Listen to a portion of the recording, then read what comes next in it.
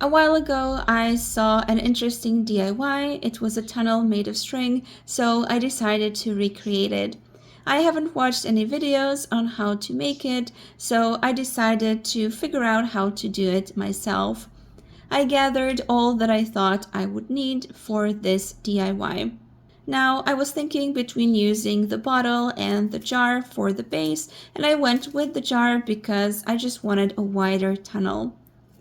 I wrapped the cling wrap around the jar and I started wrapping the string slowly. I made sure to tuck in the end under the string itself so that it wouldn't come apart and that it wouldn't be visible. What is important here when you're wrapping around the jar is to make sure that the string is really close together. It needs to be really tight so that it would be strong and that this DIY could be more durable.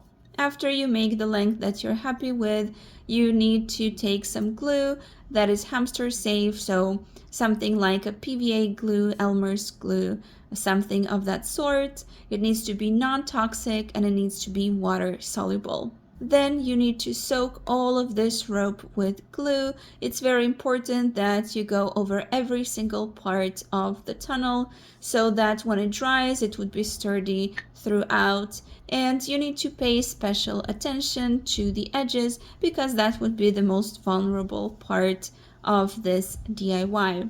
You've probably realized by now what mistake it was that I made, and when it was time to remove the tunnel, there were issues. The cling wrap would just cling to the jar. I was hoping that I can pull out the tunnel together with the cling wrap, but that was absolutely impossible. So then I started ripping the cling wrap and I wanted to pull it out from between the tunnel and the jar and then hope the tunnel would slide right off, but that did not work because the cling wrap would just rip and it would not pull out. As you can see, I had to use a lot of force to remove this tunnel from the jar.